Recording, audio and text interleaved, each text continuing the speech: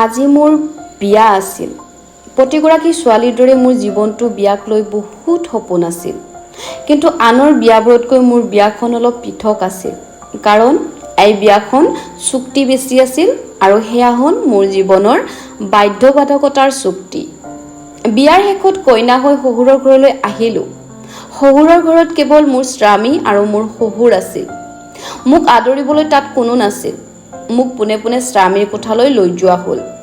মই কইনা হৈও সাধাৰণ সাজ পোছাক পিন্ধি বহি আছিলোঁ। আগন্তুক সময়ত কি হ'ব সেই ভয়ত মোৰ বুকুখন ধপধপাই আছিল। উত্তেজনা আৰু ভয়তে মই খুব ঘামিছিলোঁ। কাৰণ ইতিপূৰ্বে মোৰ স্বামীৰ বিষয়ে শুনা কথাবোৰ অহৰহ মোৰ মগজুত খুন্দা মাৰিছিল। সকলোৱে মোক কৈছিল, হেৰা, তাৰ সৈতে বিয়া নহ'বা, সি এটা পাগল, সি চাইকো। তুমি এজনী সুশিক্ষিত ছোৱালী হৈ এই পাগলৰ সৈতে সংসাৰ পাতি জীৱনটো শেষ নকৰিবা। এনেধৰণৰ কথা ইটোৰ পিছত সিটো মোৰ মনলৈ আহিছিল। মনৰ অস্থিৰতাৰ বাবে ডিঙিটো শুকাই গৈছিল। মই মোৰ নাৰ্ভাছ নিয়ন্ত্ৰণ কৰিবলৈ চেষ্টা কৰি থকাৰ সময়তে হঠাৎ স্বামী কোঠালৈ সোমাই আহিল। মই অলপ অপ্ৰস্তুত হৈ পৰিলোঁ আৰু তেওঁ আহি মোৰ কাষতে বহিল। খন্তেক ৰৈ তেওঁ মোৰ উৰণিখন তুলিবলৈ ক'লে। তেওঁৰ এই আচৰণ মোৰ বৰ আচহুৱা যেন লাগিছিল যদিও মই পৰিৱেশৰ সৈতে মিলিবলৈ প্ৰস্তুত কৰিছিলোঁ। গতিকে তেওঁৰ কথা মানি মই নিজেই মোৰ উৰণিখন ওপৰলৈ তুলি দিলোঁ। কিন্তু মোৰ দৃষ্টি স্বামীৰ মুখত পৰাৰ লগে লগেই মই থতমত খালোঁ আৰু তেওঁ মোৰ ফালে অদ্ভুত দৃষ্টিৰে চালে। বহু সময় আমি ইজনে সিজনক থৰ হৈ চাই ৰ'লোঁ আৰু তেওঁ বিচনাৰ পৰা উঠি কোঠাৰ বাহিৰত ওলাই গ'ল। নমস্কাৰ, মোৰ নাম মাধৱী আৰু মই এজনী দুখীয়া পৰিয়ালৰ ছোৱালী। মা দেউতাৰ লগত ভাইটিসহ আমাৰ সৰু পৰিয়ালটো দুখ কষ্টৰ মাজেৰে কোনোমতে চলি আছিলোঁ। ভাইটি তেতিয়াও সৰু আছিল আৰু গাঁৱৰ চৰকাৰী স্কুলত পঢ়ি আছিল। আনহাতে মই BA পাছ কৰি মহানগৰী বিশ্ববিদ্যালয়ত পঢ়ি আছিলোঁ। এই ইউনিভাৰ্চিটিতে মোৰ দৰে দুখীয়া পৰিয়ালৰ ছোৱালী খুব কমহে আছিল। প্ৰায় ভাল ধনী ঘৰৰ পৰিয়ালৰ ল'ৰা ছোৱালীবোৰ ইয়ালৈ পঢ়া শুনা কৰিবলৈ আহিছিল। সেইবাবে মই আৰম্ভণিৰে পৰা ইয়াত নিজৰ মাজতে নিমগ্ন হৈ আছিলোঁ। মোৰ কলেজীয়া জীৱনটো বেছি বন্ধু বান্ধৱী নাছিল আৰু এতিয়াও বিশ্ববিদ্যালয়ত কাৰো লগত বিশেষ বন্ধুত্ব গঢ়িব পৰা নাছিলোঁ। কেতিয়াবা প্ৰজেক্টৰ বাবে ছাৰে গঠন কৰি দিয়া ক্লাছ গ্ৰুপৰ লগত পঢ়া শুনা কথা আলোচনা কৰিছিলোঁ। কিন্তু মহানগৰীৰে এজন ল'ৰা সুব্ৰত, আমাৰ বিভাগৰ এজন মেধা ছাত্ৰ আছিল। তেওঁক লৈ আমাৰ বিভাগটো খুব চৰ্চা হৈছিল। কাৰণ তেওঁ বৰ ধুনীয়া আৰু প্ৰতিগৰাকীয়ে তেওঁৰ লগত কথা বতৰা পাতিব বিচাৰিছিল। কিয় জানো সুব্ৰত অমায়িক আচৰণ, মেধা আৰু সৌন্দৰ্যই মোকো তেওঁৰ প্ৰতি ক'ব নোৱাৰাকৈ এক আকৰ্ষণ অনুভৱ কৰাইছিল। জীৱনত প্ৰথমবাৰৰ বাবে মোৰ লগত এনেকুৱা হৈছিল। কিন্তু মই মোৰ অনুভৱবোৰ হৃদয়ত লুকুৱাই ৰাখিছিলোঁ আৰু কেতিয়াও কাৰো আগত প্ৰকাশ কৰা নাছিলোঁ। ক্লাছত আমাৰ গ্ৰুপত সুব্ৰতো আছিল আৰু আমি প্ৰায়ে পঢ়া শুনাৰ লগত জড়িত কথাবোৰ আলোচনা কৰিছিলোঁ। কেতিয়াবা সুব্ৰতে মোৰ টোকাবোৰ বনাই দিছিল আৰু মোক পঢ়া শুনাত সকলো প্ৰকাৰে সহায় কৰিছিল। আনহাতে তেওঁ মোৰ বাদে আন কোনো ছোৱালীৰ লগত কথা পতা নাছিল। লগৰ বান্ধৱীসকলে মোক কৈছিল যে সুব্ৰতে তোক ভাল পায়। কিন্তু মই তেওঁলোকৰ কথা এখন কাণেৰে শুনি আনখন কাণৰ পৰা উলিয়াই দিছিলোঁ। কাৰণ মই মোৰ ঘৰুৱা ষ্টেটাছ জানিছিলোঁ আৰু সদায় এই দিশত সজাগ আছিলোঁ। অৱশ্যে দেখাত মই বহুত ধুনীয়া আছিলোঁ, যদিও মোৰ ষ্টেটাছ সুব্ৰত ষ্টেটাছৰ লগত মিল নাছিল। তেওঁ এটা হাই প্ৰফাইল পৰিয়ালৰ ল'ৰা আছিল আৰু মই এটা নিম্ন শ্ৰেণীৰ পৰিয়ালৰ ছোৱালী আছিলোঁ। মোৰ দেউতা শাক পাচলি বিক্ৰী কৰি কষ্টৰে মোক পঢ়ুৱাইছিল। এইদৰে চাওঁতে চাওঁতে ইউনিভাৰ্চিটিৰ 2 বছৰ সময় কেনেকৈ পাৰ হৈ গ'ল গমেই নাপালোঁ। না মোক সুব্ৰতে প্ৰেম নিবেদন কৰিলে, না মই তেওঁৰ প্ৰতি প্ৰেমৰ অনুভৱ প্ৰকাশ কৰিলোঁ। আজি আমাৰ ইউনিভাৰ্চিটিৰ শেষ দিন, কিন্তু আজি সুব্ৰত নাহিল। মোৰ অন্তৰত এক অদ্ভুত অস্থিৰতাই বিৰাজ কৰিছিল। মই বহুত সময় সুব্ৰতৰ বাবে অপেক্ষা কৰিলোঁ, কাৰণ শেষবাৰৰ বাবে তেওঁ মোৰ ওচৰৰ পৰা চাব বিচাৰিছিলোঁ। কিন্তু সুব্ৰত কিয় নাহিল নাজানিলোঁ। আমি কেতিয়াও ইজনে সিজনক আমাৰ ফোন নম্বৰটো নিদিলোঁ, কাৰণ পঢ়াৰ সময়খিনিত ফোনৰ নম্বৰ দিয়াৰ প্ৰয়োজনেই নাছিল। আৰু আজি শেষ দিনটোতো তেওঁ আহিব নোৱাৰিলে। গধুৰ হৃদয় এখন লৈ বিশ্ববিদ্যালয়ৰ পৰা ঘৰলৈ ঘূৰি আহিলোঁ। কিয় জানো মোৰ শেষ দিনটো বৰ বেয়া আছিল আৰু এক অপূৰ্ণতাই মনটো বিৰাজ কৰিছিল। ঘৰলৈ অহাৰ এমাহৰ পাছতে আমাৰ পৰিয়ালটোলৈ এক কাল ধুমুহা নামি আহিল। কৰ্মস্থলীত হঠাৎ দেউতাৰ হাৰ্ট এটেক হৈ কেইবাদিনো চিকিৎসালয়ত থাকিবলগীয়া হ'ল। চিকিৎসাৰ ৰিপৰ্টত প্ৰকাশ পাইছিল যে দেউতাৰ ভাল্ব বন্ধ হৈ আছে আৰু তেওঁৰ হৃদযন্ত্ৰৰ ডাঙৰ অস্ত্ৰোপচাৰ কৰিব লাগিব। এই সময়ত আমাৰ হাতত ইমান ব্যয়বহুল চিকিৎসাৰ সামৰ্থ্য নাছিল। চৰকাৰী চিকিৎসালয়ৰ পৰা চিকিৎসা লাভ কৰাৰ পিছত দেউতা অস্থায়ীভাৱে ঘৰলৈ আহিল আৰু ডাক্তৰে কঠোৰভাৱে তেওঁক জিৰণি ল'বলৈ পৰামৰ্শ দিলে। দেউতাই কেইদিনমান ঘৰতে আছিল যদিও তেওঁৰ কামলৈ যাবলৈ প্ৰস্তুত নাছিল, কাৰণ সেই সময়ত আমাৰ ঘৰখন চলাত বহুত অসুবিধা হৈছিল। তথাপিও মই দেউতাক কামলৈ যাবলৈ দিয়া নাছিলোঁ। এদিন তেওঁ গোপনে কামলৈ গুচি গ'ল আৰু ঘৰলৈ অহাৰ সময়তো বেছি গা বেয়া হৈ আছিল। ঘৰলৈ আহি নিজেই ক'লে যে অসুখ ভাল নোহোৱালৈ কামলৈ আৰু নাযাওঁ। কিন্তু কিমান দিনলৈ বিনা উপাৰ্জনত এনেকৈ এখন ঘৰ চলিব? ঘৰত সঞ্চিত টকা কেইটাও প্ৰায় শেষ হ'বৰ হ'ল। বহুত ভাবি আমি ভাড়া ঘৰটো সলনি কৰিলোঁ। কম ভাড়াত সৰু ঘৰ এটা লৈ বেলেগ ঠাইলৈ গুচি আহিলোঁ। মাৰ চিন্তিত মুখখন দেখি মই নিজেই বিচলিত হৈ পৰিছিলোঁ। মোৰ ভাইটি তেতিয়াও বহুত সৰু আছিল। গতিকে ময়ে দেউতাৰ ব্যৱসায় আৰম্ভ কৰোঁ বুলি প্ৰথমে দেউতাৰ শাক পাচলিৰ ৰেকটো উলিয়াই ঘৰৰ সন্মুখত পথৰ কাষতে থৈ ব্যৱসায়টো আৰম্ভ কৰিলোঁ। প্ৰতিদিনে ৰাতিপুৱা মই মাৰ লগত গৈ বজাৰৰ পৰা সতেজ শাক পাচলি লৈ আহিছিলোঁ আৰু ঘৰৰ বাহিৰত ৰাখি বিক্ৰী কৰিছিলোঁ। কিন্তু দেউতাৰ ঔষধকে ধৰি প্ৰয়োজনীয় আমাৰ দৈনন্দিন খৰচ বহন কৰিব পৰাকৈ এই উপাৰ্জন পৰ্যাপ্ত নাছিল। ইফালে দেউতাৰ অপাৰেশ্যনৰ চিন্তাই মোক বৰ কষ্ট দিছিল। বহুত কথাই ভাবি মনতে এটা সিদ্ধান্ত লৈ মাক মোৰ সিদ্ধান্তৰ কথা জনাইছিলোঁ। মায়ে মোক বহুত মানা কৰিছিল যদিও মই নিজকে স্থিতিত থিয় দি দেউতাৰ পৰা অনুমতি লৈছিলোঁ। মোক অনুমতি দিওঁতে দেউতাৰ হৃদয়খনে বৰ কষ্ট পাইছিল, কাৰণ তেওঁ মোক লৈ বহুত সপোন দেখিছিল আৰু এতিয়া হঠাৎ পৰিস্থিতিৰ পৰিৱৰ্তনৰ বাবে সেই সকলোবোৰ অপূৰ্ণ হৈয়ে থাকিল। যি নহওক, দেউতাৰ অনুমতি পোৱাৰ লগে লগেই ঠিক পিছদিনাই চহৰলৈ বিভিন্ন ঠাইত চাকৰিৰ বাবে আবেদন কৰিব ধৰিলোঁ। হঠাৎ এদিন কোম্পানীৰ ফোন আহিল আৰু মোক সাক্ষাৎকাৰৰ কাৰণে বহিবলৈ দিলে। দৰমহা বহুত বেছি নাছিল যদিও চাকৰিটো ভাল আছিল। মই আনন্দিত হোৱাৰ লগে লগে কামটোত যোগদান কৰিলোঁ।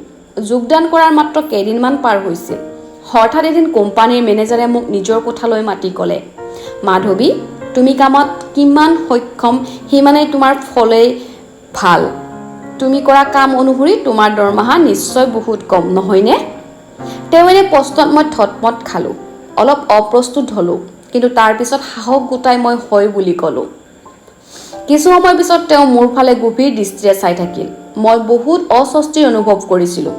তেওঁ ক'বলৈ ধৰিলে, তোমাৰ দৰমহা সোনকালেই বাঢ়িব, কিন্তু ইয়াৰ বাবে তুমি মোক সুখী কৰিব লাগিব। ইয়াকে কৈ তেওঁ মোক নিলাজ হাঁহি মাৰি মোৰ ফালে চাবলৈ ধৰিলে। মেনেজাৰৰ এই কথাত মই গোটেই শৰীৰটো জ্বলি উঠিছিল। মই খুব খঙেৰে ক'লোঁ, আপোনাৰ দৰে অভদ্ৰ মানুহবোৰৰ বাবে ভাল ছোৱালীবোৰ কোম্পানীত চাকৰি কৰিবলৈ ভয় কৰে। আজিৰে পৰা মই এই কাম নকৰোঁ। এই বুলি মই কোম্পানীৰ পৰা ওলাই আহিলোঁ আৰু মানুহজনে মোক পিছফালৰ পৰা বহুত মাতিবলৈ ধৰিছিল, কিন্তু মই তেওঁক আৰু উভতি নাচালোঁ। সঁচাকৈ এইখন পৃথিৱীত মোৰ দৰে অসহায় মানুহৰ বাবেই নহয়। ঘৰ পোৱাৰ পিছত মায়ে মোক চিন্তিত মুখখন দেখি সুধিলে, কি হ'ল মাজনী, ইমান চিন্তিত হৈ আছা কিয়? মই কান্দি কান্দি মাক গোটেই সঁচা কথাবোৰ ক'লোঁ। মায়ে মোক উৎসাহ দি হাতত ধৰি বুজালে। আকৌ এটা জবৰ ইণ্টাৰভিউ দিলোঁ। এবাৰ জবটো মই পাই গ'লোঁ। সম্পূৰ্ণ 3 মাহ জবটোতে মোৰ পাৰ হ'ল। আজিলৈকে মই কেৱল মোৰ কোম্পানীৰ মুৰব্বীজনকহে দেখিছিলোঁ, যদিও অফিচৰ তেওঁৰ পুতেকজনৰ বিষয়ে বহুত কথা চৰ্চা হৈছিল। কোনোবাই মালিকৰ ল'ৰাজন পাগল বুলি কৈছিল, কোনোবাই চাইকো বুলি কৈছিল, কিন্তু আজিলৈকে মই সেই ল'ৰাজনক দেখাই নাছিলোঁ।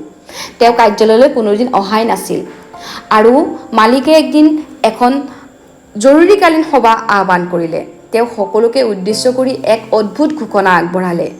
মালিকে কৈছিল যে কোনো ছোৱালীয়ে মোৰ ল'ৰাৰ লগত যদি বিয়াত বহে, তেওঁ সেই ছোৱালীজনীক বহুত ধন টকা পুৰস্কাৰ হিচাপে দিব আৰু তেওঁৰ পৰিয়ালটোকো দিব। বছৰৰ পৰা এই ঘোষণা মোৰ বৰ ভাল লগা নাছিল। নাজানো পুতেকৰ মাজত এনে কি দুখ আৰু অভাৱ আছিল যে বছে এনেধৰণৰ ঘোষণা কৰিবলৈ বাধ্য হৈছিল। কিন্তু অফিচৰ সকলোৱে কোৱাকৈ কৰিছিল যে কোনো ছোৱালীয়ে বছৰ ল'ৰাটোৰ সৈতে বিয়াত নবহে। কিন্তু বাৰে বাৰে সকলোৰে মুখত এই কথা শুনাৰ পিছত মই ভাবিবলৈ বাধ্য হ'লোঁ যে ইমান টকা একেলগে পালে বছৰ ল'ৰাটোৰ সৈতে ময়েই বিয়াত বহিব পাৰিম, কাৰণ এই টকাৰে মোৰ দেউতাৰ হাৰ্টৰ অপাৰেশ্যন কৰাব পাৰিম। তেতিয়া আমাৰ ঘৰৰ সকলো সমস্যাই সমাধান হ'ব। এইবোৰ চিন্তাত মোৰ বিবেক আৰু মনৰ ভিতৰত যুঁজ অব্যাহত আছিল। আৰু অৱশেষত মই এই জীৱন যুদ্ধৰ জুইত জঁপিয়াই পৰাৰ সিদ্ধান্ত ল'লোঁ। মোৰ ইচ্ছাৰ কথা বছক জনালোঁ আৰু তেওঁ বহুত সুখী হৈ লগে লগে মাহৰ শেষতে আমাৰ বিয়াখনৰ দিন ঠিক কৰি দিলে। ঘৰলৈ আহি মোৰ মাক সিদ্ধান্তৰ বিষয়ে জনোৱাত মায়ে থতমত খালে। মোৰ ওপৰত মাৰ খং উঠিল আৰু দেউতাক কোৱাত দেউতাইও মোক বাধা দিলে। কিন্তু মই নিজৰ স্থিতিত অটল আছিলোঁ আৰু বহুত বুজাই মেলি মা দেউতাক মোৰ বিয়াত সন্মতি দিবলৈ বাধ্য কৰালোঁ। চুক্তিমতে মই কোম্পানীৰ মালিকৰ পৰা টকা লৈ এসপ্তাহৰ ভিতৰত দেউতাৰ অপাৰেশ্যন সুকলমে কৰালোঁ আৰু দেউতা আগৰ দৰে সুস্থ হৈ পৰিল। চুক্তিমতেই মাহৰ শেষৰ দেওবাৰটোত অনুষ্টুপীয়াকৈ মালিকৰ পুতেকৰ সৈতে মোৰ বিয়াখন হৈ গ'ল। কিন্তু সেই মুহূৰ্তলৈকে মোৰ স্বামীৰ মুখখন দেখা পোৱাই নাছিলোঁ। কিন্তু তেওঁৰ নামটো শুনি মই নিশ্চিতভাৱে আচৰিত হৈছিলোঁ, কাৰণ একে নামৰ বহুত মানুহ থকাটো সাধাৰণ কথা আছিল। আগৰ সেই সুব্ৰত যে এইজন সুব্ৰত হ'ব পাৰে সেয়া মোৰ সপোনৰো আগচোৰা আছিল। কিন্তু আজি ফুলশয্যাৰ নিশা মোৰ স্বামীৰ নোপত তাহানিৰ ইউনিভাৰ্চিটিৰ সেই সুব্ৰতক দেখি মোৰ আচৰিত হৈ পৰিলোঁ। সুব্ৰতেও মোক দেখি আচৰিত হৈ পৰিল আৰু মাধৱী তুমি বুলি কৈ অতি ভাবুক হৈ পৰিল। খন্তেক ৰৈ তেওঁ কোঠাৰ পৰা ওলাই আহিল। সুব্ৰতৰ এনে আচৰণত মই আচৰিত হৈ পৰিলোঁ। তেওঁ পাছে পাছে মই কোঠাৰ পৰা ওলাই আহিলোঁ। সুব্ৰতে কোঠাৰ বাহিৰত ৰৈ আকাশৰ ফালে চাই কিবা ভাবি আছিল। মই পাছফালৰ পৰা তেওঁৰ নাম ধৰি মাতিলোঁ আৰু মোৰ জীৱনৰ সকলো কথা খোলাকৈ তেওঁক ক'লোঁ। কথাবোৰ কওঁতে তেওঁ মোৰ ফালে অতি গভীৰভাৱে আৰু মৰমীয়াল চকুৰে চাই আছিল। মই লাজতে মূৰটো নমাই দিলোঁ। কিন্তু তাৰ পিছত তেওঁ সুধিলে, তোমাৰ কি হ'ল সুব্ৰত? তুমি এনেদৰে ইমান কিয় ভাবুক আৰু উদাসীন হৈ পৰিলা? কি হৈছে তোমাৰ? মোক কোৱাচোন। মোৰ কথা শুনি সুব্ৰতে দীঘলকৈ উশাহ এটা লৈ ক'লে, মাধৱী, ইউনিভাৰ্চিটিৰ ভিতৰতে তুমি অতি সহজ সৰল আৰু মৰম লগা ছোৱালী আছিলা। সঁচাকৈ তোমাক মই অন্তৰৰ পৰা ভাল পাই পেলালোঁ, যদিও কোনোদিনে মনৰ কথা প্ৰকাশ কৰিব নোৱাৰিলোঁ। এনেদৰে নহয় যে মোৰ জীৱনলৈ আগতে ছোৱালী অহা নাছিল, কিন্তু সেয়া আছিল খন্তেকীয়া। কিন্তু তোমাক দেখাৰ পিছত প্ৰথম দৃষ্টিত মই তোমাৰ প্ৰেমত পৰিছিলোঁ আৰু এই সিদ্ধান্ত লৈছিলোঁ যে মই তোমাক মোৰ পত্নী হিচাপে গ্ৰহণ কৰিম। কিন্তু সেই সময়ত মোলৈ দেউতাৰ হেঁচা আহিবলৈ ধৰিলে যে মই বিয়া কৰাব লাগে। মই তেওঁক তোমাৰ কথা ক'লোঁ, কিন্তু মৰ্যাদাৰ পাৰ্থক্যৰ বাবে দেউতাই মোৰ প্ৰস্তাৱ স্পষ্টভাৱে নাকচ কৰিলে আৰু তোমাক লগ কৰিবলৈ নিদিয়া হ'ল। তেওঁৰ দৰে বিজনেছ ক্লাছৰ পৰিয়ালৰ সৈতে মোৰ সম্পৰ্ক পাতিব বিচাৰিছিল, যাতে তেওঁ নিজৰ ব্যৱসায় সম্প্ৰসাৰণ কৰিব পাৰে। মা দেউতাক বাৰে বাৰে তোমাৰ কথা ক'লোঁ, কিন্তু তেওঁ মোৰ কথা নুশুনি মোৰ সম্পৰ্ক বেলেগ ঠাইত ঠিক কৰি দিলে। সেইবাবে মই শেষ দিনটোত বিশ্ববিদ্যালয়ত অহা নাছিলোঁ। মই জানিছিলোঁ যে তুমিও মোক ভাল পাইছিলা, কিন্তু প্ৰকাশহে কৰিব পৰা নাছিলা। ইউনিভাৰ্চিটিৰ সেই শেষ দিনটোত তোমাৰ মোৰ আশাবোৰ কষ্ট পাব বুলিয়েই মই অহা নাছিলোঁ। দেউতাৰ ইচ্ছাৰ ওপৰত মই মাত মাতিব পৰা নাছিলোঁ। মোৰ সৈতে এংগেজ হোৱা ছোৱালীকেইজনীও মোক প্ৰায় বাহিৰলৈ ফুৰাবলৈ লৈ গৈছিল, মোক দামী উপহাৰ দিছিল, মোৰ লগত সময় কটাব বিচাৰিছিল। কিন্তু মই একেবাৰে এইবিলাকত অপ্ৰস্তুত আছিলোঁ, কিয় জানো বাৰে বাৰে তোমালৈ বহুত মনত পৰিছিল। এদিন বিশ্ববিদ্যালয়ৰ কেৰাণী বিভাগৰ পৰা তোমাৰ ঘৰৰ ঠিকনাটোলৈ তোমাৰ ঘৰলৈও গ'লোঁ, কিন্তু তাৰ পৰা গম পালোঁ যে তোমালোক সকলো সেই ঘৰৰ পৰা আঁতৰি গুচি গৈছিলা। মোৰ সকলো আশা হেৰাই গৈছিল, কাৰণ ইমান ডাঙৰ চহৰখনত ক'ত বিচাৰি পাম তোমাক। ইয়াৰ পিছত মোৰ মনৰ অস্থিৰতা দিনে দিনে বাঢ়ি গৈছিল। সেই ছোৱালীকেইজনীৰ লগত মোৰ কাজিয়া হৈছিল, কাৰণ সেইবিলাকৰ লগত মই থাকিব পৰা নাছিলোঁ আৰু মানুহে মোক পাগলৰ দৰে কৈছিল। আৰু মই তোমাৰ ওচৰত এতিয়া ক্ষমা বা নুখুজিলে নহ'ব, কাৰণ এনেদৰে আমি এদিন তোমাক মই ভাল পাইছিলোঁ, কিন্তু তোমাক মই কথাটো ক'ব পৰা নাছিলোঁ। আৰু মোৰ তেনেকুৱা আচৰণৰ বাবে মোৰ দেউতাই মোৰ ওপৰত বহুত খং কৰিছিল। তাৰপিছত মোক এঠাইৰ পৰা আন এঠাইলৈ সম্পৰ্কবিলাক আহিছিল আৰু মই নাকচ কৰিছিলোঁ। কিন্তু মোৰ ঘৰৰ পৰা ক'তো যাবলৈ মন যোৱা নাছিল, ছোৱালীকেইজনীৰ ওচৰতো যাবলৈ মন যোৱা নাছিল। দেউতা মোৰ কাৰণে বহুত চিন্তিত আছিল আৰু তেওঁৰ কোম্পানীটো মই চলাব বিচৰা নাছিলোঁ। দেউতাক মই স্পষ্টকৈ কৈ দিছিলোঁ যে মই বিয়া নকৰাওঁ আৰু ব্যৱসায়টো মোৰ মন নাই। এনেকৈয়ে কিছুদিন পাৰ হৈ গ'ল। ইফালে দেউতাই হয়তো একমাত্ৰ পুতেকৰ পৃথিৱীৰ পৰা বিচ্ছিন্ন হৈ থকা দেখি চিন্তিত হৈছিল। তেওঁ প্ৰায়ে মোৰ বন্ধুসকলক ফোন কৰি মোক সুখী কৰাৰ অজুহাতত আমাৰ ঘৰলৈ মাতিছিল।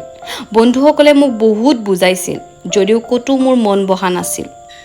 এদিন দেউতাই মোক ক'লে যে তুমি সেই ছোৱালীজনীক বিচাৰি উলিয়াব লাগে। তেতিয়া মই কৈছিলোঁ, তাই এতিয়া নাই, ক'ত বা বিচাৰি পাম মই তাইক, আৰু বিচাৰিলেও মই চাগে তাইক নাপাম। এনেদৰে কিছুদিন পাৰ হ'ল আৰু মই দেউতাক এদিন ক'লোঁ যে তুমি বিচাৰি দিয়া ছোৱালীজনীৰ লগতেই মই বিয়া হ'ম। মোৰ কথা শুনি দেউতাই মনত আনন্দ যেন নিয়ন্ত্ৰণ বাহিৰ হৈ গ'ল। ঠিক পিছদিনাই তেওঁ ক'লে, মই অহা দেওবাৰে তোমাৰ বিয়া ঠিক কৰি দিছোঁ, তুমি দেওবাৰে সাজু থাকিবা। মই তেওঁক ছোৱালীজনীৰ বিষয়ে একো সোধা নাছিলোঁ, কাৰণ তোমাকেই যেতিয়া বিচাৰি নাপালোঁ, তেওঁ যিয়েই নকৰক কিয় মই একো আপত্তি নকৰিলোঁ। দেওবাৰে নিৰ্দিষ্ট সময়ত মই সাজু হৈ আছিলোঁ। বিয়াৰ সময়ত তোমাৰ নাম শুনি মই আচৰিত হৈছিলোঁ, কিন্তু মই ভবাই নাছিলোঁ যে এই পৃথিৱীত মাধৱী নামৰ ছোৱালী বহুত আছে। কিন্তু তাৰ পিছত তোমাক মোৰ কোঠাত দেখি মই বৰ আচৰিত হ'লোঁ। হয়তো ভগৱানে আমাৰ মিলন কপালত লিখি থৈছিল। সেয়ে এনেকৈয়ে আজি আচৰিতভাৱে একত্ৰিত হৈ পৰিলোঁ। কথাবোৰ কৈ সুব্ৰতে তেওঁৰ হাতখন মোৰ ফালে আগবঢ়াই দিলে আৰু ময়ো তেওঁৰ হাতত হাত থলোঁ। তেওঁ মোৰ বুকুত মাজত আঁকোৱালি লৈ কোঠালৈ লৈ গ'ল। পিছদিনা সুব্ৰত আৰু মই আমাৰ কোঠাৰ পৰা অতি সুখী হৈ ওলাই আহিলোঁ আৰু আমাৰ কোম্পানীৰ মোক শহু দেউতাৰ ওচৰলৈ গ'লোঁ। আমাৰ দুয়োকে একেলগে সুখী হোৱা দেখি তেওঁ অতি আচৰিত হ'ল আৰু তাৰপিছত আমাৰ দুয়োকে একেলগে সাৱটি ধৰিলে। তেওঁৰ চকু দুটা তিতি গ'ল। হয়তো তেওঁ পুতেক সুব্ৰতৰ অৱস্থাৰ বাবে বহুত সমস্যাত পৰিছিল। আমি সকলোৱে একেলগে ব্ৰেকফাষ্ট কৰিব ধৰিলোঁ। সুব্ৰতে সকলো খাদ্য তুলি লৈ মোক দি দিছিল। স্বামীৰ এনে আচৰণবোৰ মোৰ বহুত ভাল লাগিছিল। মোক শহুৰে আচৰিত হৈ পুতেকৰ ফালে চাই আছিল। কিন্তু আচল সত্যটো মই আৰু সুব্ৰতেহে জানিছিলোঁ। এই বিষয়ে সি দেউতাকক একো কোৱা নাছিল। সুব্ৰত আৰু মই ইজনে সিজনক প্ৰতিশ্ৰুতি দিছিলোঁ যে আমি আমাৰ ভালপোৱাৰ কথা কাৰো আগত কেতিয়াও নকওঁ, আৰু ময়ে যে সেইজনী ছোৱালী যাক সুব্ৰতে বিয়া কৰাব বিচাৰিছিল সেই কথাও নকওঁ। গতিকে আমাক সুখী হোৱা দেখি শহুৰ দেউতা বহুত আনন্দিত হৈছিল। সুব্ৰতে মোক কৈছিল, যদিও মই বহুত আভিজাত্য ছোৱালী চাইছিলোঁ, কিন্তু তথাপিও মই তোমাকে বহুত ভাল পাইছিলোঁ। সেইবাবে ভগৱানে আজি মোৰ মনত প্ৰাৰ্থনা শুনিলে আৰু আমাক একত্ৰিত কৰিলে। এনেদৰে কৈ সুব্ৰতে মোৰ কান্ধত মৰমেৰে হাতখন থৈ দিলে। মই মোৰ মূৰটো তেওঁৰ বুকুৰ মাজত গুজি দিলোঁ আৰু সাৱটি ধৰিলোঁ, কাৰণ মই জানিছিলোঁ যে সুব্ৰতৰ মৰম আৰু সমৰ্থন মোৰ বাবে সদায় আছে আৰু আগলৈও আমাৰ সংসাৰখন কেৱল সুখেৰেই ভৰি থাকিব। ধন্যবাদ সকলোকে। মোৰ ষ্টৰিবিলাক শুনি কেনেকুৱা লাগিছে আপোনালোকে জনাব প্লিজ। আৰু মোক যদি ইউটিউবত চাই আছে আপোনালোকে প্লিজ মোক চেনেলটো ছাবস্ক্ৰাইব কৰি দিব আৰু মোক আগবঢ়াত সহায় কৰি দিব। আগলৈও এনেদৰে মই কাহিনীবিলাক লৈ আহিম আপোনালোকৰ মাজলৈ। প্লিজ মোক ছাপোৰ্ট কৰিব। Bye bye.